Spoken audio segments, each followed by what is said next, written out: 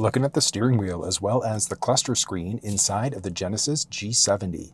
There are two different versions of the cluster screen that are available. There's the basic version that we're looking at here, and then the highest trims are also going to have a 3D version that's fully digital there instead.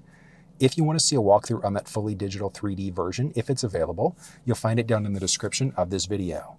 But one thing I'll point out about the steering wheel is that it looks beautiful. The grip is great in the hand, and it's also heated. There are two unique levels that are available there, and it's heated all the way around. The steering wheel inside of the G70 is also going to be power telescoping. So along the outer part of the steering wheel here, you got this little switch. So you can go forwards, backwards, up or down with it this way. And there's memory here as well. So once you've got that set up the way that you'd like to, you also want to get your side view mirror set up the way that you'd like as well. So you're going to click all the way to the left, all the way to the right, because in the middle does nothing. So adjust that out the way that you'd like to. From there, you're going to get your seat set up the way that you'd like to as well. So the very first switch there, that's going to bring the seat forwards, backwards, up or down. You can do a little diagonal motion there as well if you'd like. The next one is going to be for the backrest. And then the one from there is going to be for your lumbar support. So there's four-way lumbar there. Once you've got that set up, along the driver's side door, you're going to tap set, either 1 or 2 for it to remember your own personal profile. So a big benefit there is that if you've got multiple people driving the vehicle and they've caused chaos in your settings, all you would do is hop back into the car, and then you're pushing in order for it to recenter it back out to your own memory profile there instead, which is incredibly useful. From here, you can increase or decrease the brightness of the cluster screen. You can open up the fuel door. You can actually open or close the lift gate, or the trunk door, I should say, from inside here too. With all of your different buttons in stock. So let's start off along the left-hand side here. So with the selector switch, this is going to be for your lights. I recommend keeping yourself in the auto mode. You could push away in order to go into the auto high beam mode. So if the car recognizes high beams are needed, it turns them on automatically. If somebody's oncoming, it turns them off before turning them right back on again. If you want to permanently lock your high beams out at nighttime, you can still push away to turn them on.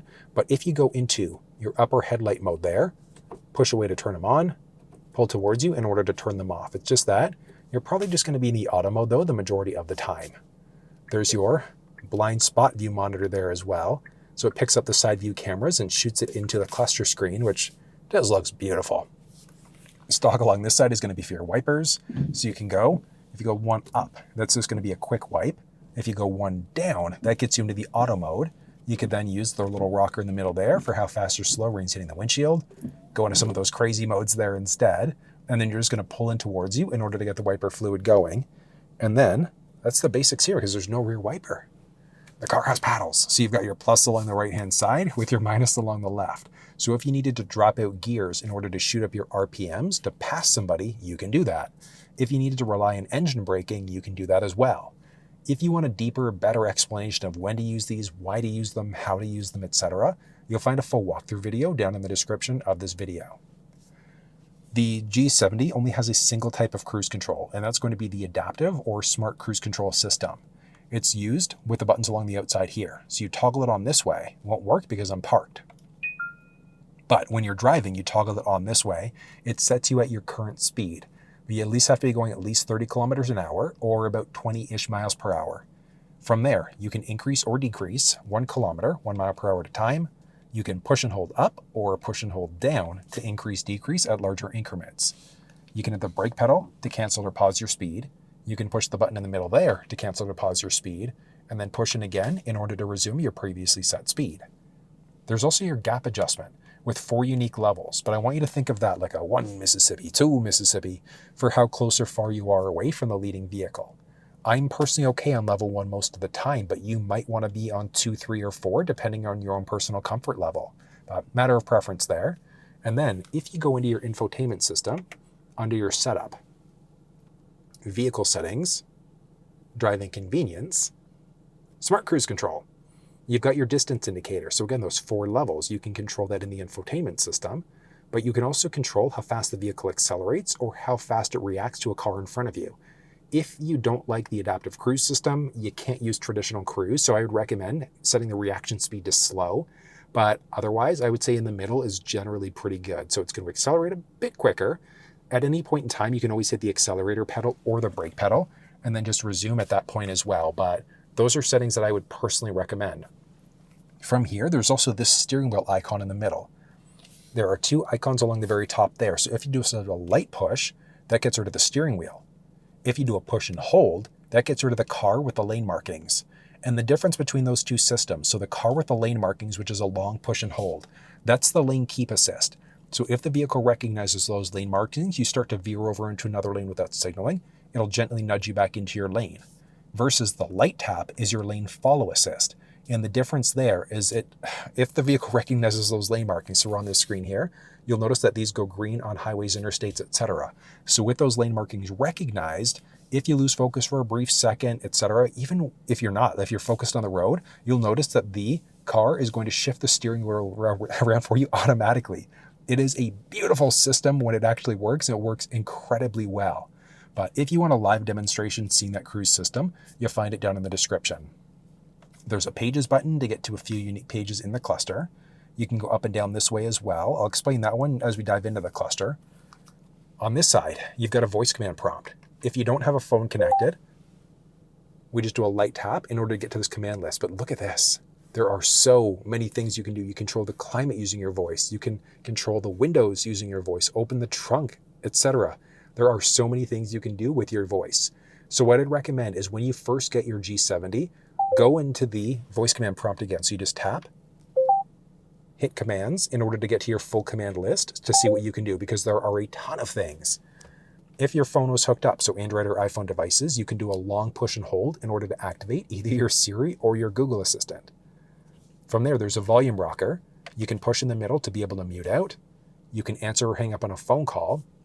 And then you can also change between your presets. So you can go up and down to change between your presets this way, but you can also push and hold down or push and hold up in order for it to act as a seek button there instead. Well, I think Incubus. Oh, good song. Little drive by Incubus. But yeah, so you can go up and down this way, squirrel. And then you've got two unique buttons that are available here as well. So a mode button and a star button. Inside of the infotainment system here, you go back to your setup and then buttons. You've got your custom steering wheel button here. So when we tap this button, I have it toggle the display into a calming view instead. You can adjust it out to any of those other options though. And then there's also the mode button. So the mode button, it's which sources do you tend to listen to? So maybe you listen to AM, FM, and sounds of nature. So now we move between those different modes and it changes you between all of the different sources that you have set up there instead. So you do have that flexibility. You can move the up and down switch here as well, but the other one are your volume tuning rocker. So this is typically going to be volume, this will be tuning, but you can swap it out so that this will be tuning, this will be volume. So that might make more sense, especially because you've got the volume rocker here as well. Inside of the cluster screen, you've got your speedometer along the outside there, obviously with both kilometers and miles, your fuel gauge along the very bottom there as well. And then you've also got your fuel gauge done this way too. You do have the flexibility of being able to change out your measurement units here. So inside of the infotainment system, if you go set up here or there, you're going to go to your general settings along the bottom right-hand side. Scroll down until you hit units, and then you've got your measurement units, so either miles or kilometers, and that adjusts absolutely everything out there for us. If you're in kilometers, you're going to be used to that liters per 100 measurement. From there, you can also change out your tire pressure. So do you want to be in either PSI, kPa, or bar instead? From here, you can see your outside temperature, along with your current odometer, and then your RPM gauge, so your tachometer along the outside, whatever gear you're currently in, so whether that's reverse, neutral, drive, etc. And since we've got the forward park sensing systems, etc., you can actually see those sensors pop up there as well.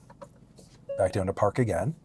And then you've got your basic icons along the top, so whether or not those ones are enabled or disabled. From there, you've got your pages button along the outside of the steering wheel there, so top right side of the left pad. So tapping that is going to bring you in between a few basic screens here. You can then use the little scroll wheel along this side to go up and down between a few options. So your current trip, that's from your last ignition cycle. What's your fuel economy been like?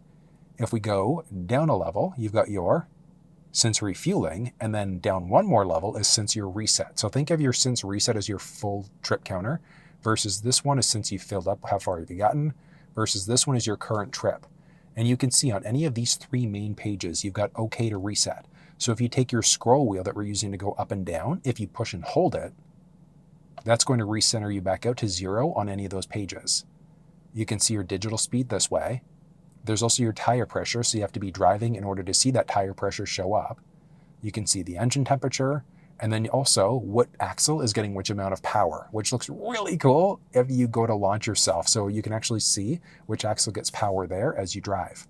And then you've also got your select contents, which you hit OK there, and then OK again. That's actually going to launch into an individual page inside of the infotainment system for some additional settings. But if you want to walk through on the infotainment, you'll find that down in the description of this video. If you tap one more time, you've got your driver assistance page. So if the lane markings are recognized, the lanes here will go green on the highway. You'll also notice that these icons might turn green as well. But the system page here is pretty neat, and then there's also your blind spot indicators down there too. One more time is just a basic compass unless you've got a route actively going. So if you've got a route going, it's not going to be full mapping cluster, but you've at least got your little turn-by-turn directions there. If you're off of that page, you'll also have one along the very top there that's going to let you know when you should be turning. And then if you don't have a route going anymore, that just defaults back to a basic compass view instead. Down the center stack here, you've got your volume rocker, where you can actually push and hold in to go to a calming view for the screen. And these are all buttons to jump into individual pages in the infotainment system. So radio, media, setup, etc. There are tuning rockers there. There's dual zone climate control, but you do have the flexibility. If it's set to something different on the passenger, you can tap sync to sync it up to whatever the driver's side is set to. You can put yourself into 3 different auto modes, so essentially variable speeds. You can toggle climate off, your front defroster, rear defroster with heated seats, ventilated seats, and the heated steering wheel with 2 unique levels. You can toggle AC on, as I mentioned, sync it up. And then there's also air circulation. So with the air circulation button off there, it's actually going to pull air from outside the cabin and bring it in. With air circulation on, it just recycles air inside of the cabin instead. There's a 12-volt power point down low with a USB power point down there as well. So that's the one for data transfer if you wanted to use a USB stick with audio files, Apple CarPlay, Android Auto, etc. There's a little indicator light if you've got a phone on the wireless charge pad. And then from there, you've got your shifter, which feels good in the hand. Park, reverse, neutral, drive. Beautiful. With your drive mode selector switch there too. So you've got your different modes that are available. The eco mode is going to give you the best possible economy. Comfort mode is more for like your day-to-day driving. Sport mode gives you good overall performance. It changes up the shift points, but also stiffens up the steering wheel. There's Sport Plus, which is going to turn off traction control. So you could also use launch control. In order to use launch control, push and hold the brake pedal, push and hold the accelerator pedal, and it's going to hold you at about 3,000 RPM. From there, just take your foot off the brake and you'll launch. It is a beautiful system. But you're going to be probably in the, I say maybe comfort mode most of the time, unless you want to drive around with a little bit more sportiness, which case you'll be in sport. There's also a custom mode that's available here as well, and you'd have the flexibility in the infotainment system to set up your own unique custom drive mode there too. You can toggle traction control on off, which the only time I really recommend that, slippery, snowy conditions. The beeping that you get, that sensing system, can be toggled off. There's auto hold here as well. And with the auto hold setting, if you come down to a complete stop, you can take your foot off the brake pedal and the car is not going to move. You can also toggle on your 360 camera with a few basic views there too. There's your electronic parking brake. Pull up in order to turn it on. Push and hold the brake pedal. Push down in order to be able to toggle it off. Up overhead, there's an auto-dimming rearview mirror with a little home link system. So if you've got a garage door opener at home, you can program it in. It's also a little sunglasses holder. Basic controls here for your cabin lights. You can toggle all the lights on if you'd like. Do you want your lights to come on when the doors are open? Yes or no? Then you've also got your SOS modes in case. From there, there's also this little guy, and that's for your sunroof. So if you just do a light tap, that's going to open up the shade. But if you do a larger tap, that opens up the shade fully, but then it also opens up the roof.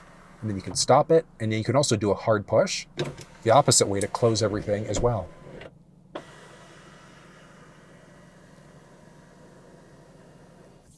So I know that was a heck of a lot of information, but that's everything you need to know about the steering wheel, as well as the cluster screen inside of the Genesis G70.